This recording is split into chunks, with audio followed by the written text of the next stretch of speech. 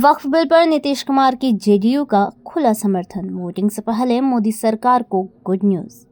आइए जानते हैं खबर को विस्तार से। वक्फ संशोधन विधेयक लोकसभा में पेश होने से पहले ही मोदी सरकार को गुड न्यूज मिली है। बिहार सीएम नीतीश कुमार की पार्टी जेडीयू ने इस बिल के समर्थन का ऐलान कर दिया है। पार्टी के राष्ट्रीय कार्यकारी अध्यक्ष संजय झा ने बिल के समर्थन की बात कही है। उन्होंने खुलकर कहा कि जेडीयू के सभी 12 सांसद वोटिंग के दौरान बिल का समर्थन करेंगे। उन्होंने कहा, वक्फ बिल गरीब मुसलमानों के हित में है, हम इसका समर्थन करेंगे। संजय झा ने कहा कि बहुत सारे लोग कई दलों के प्रभाव में आकर काम करते हैं। हमने कभी भावनाओं को भड़काकर राजनीति नहीं की है।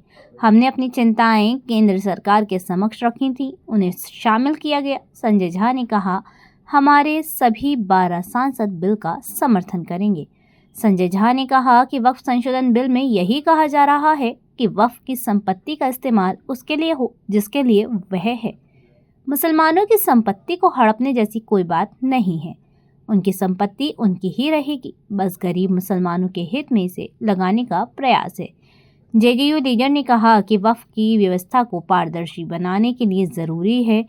उन्होंने कहा कि हिंदू मंदिरों और ट्रस्ट बोर्ड में गैर हिंदुओं को शामिल नहीं किया जाता है, लेकिन वक्फ में गैर मुस्लिमों को एंट्री क्यों दी जाएगी।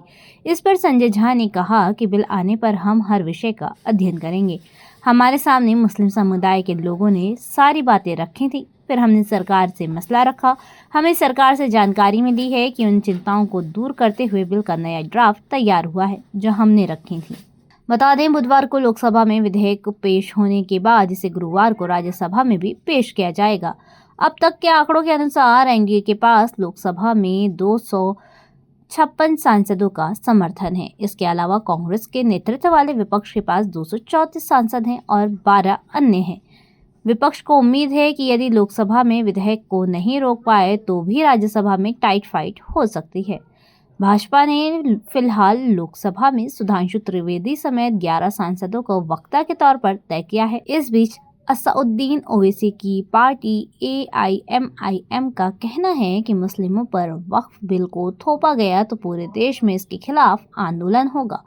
वक्फ बिल पर जगदम्बिका पाल ने कहा कि राहुल गांधी को पहले ये बिल पढ़ लेना चाहिए। उनकी तो आदत बिल को पढ़े बिना ही फाड़ देने की रही है। उन्होंने कहा कि ये भ्रम फैलाया जा रहा है कि मुसलमानों की संपत्ति को हथिया लिया जाएगा। ऐसा कुछ भी नहीं होना है, बल्कि गरीब मुसलमानों की मदद की जाएगी। अब तक वक्फ संपत्ति का फायदा मुतवल्ली यानी केयरटेकर को ही मिलता था। अब इसका लाभ पसमानदा मुसलमानों, महिलाओं और छात्रों को मिलेगा। धन्यवाद।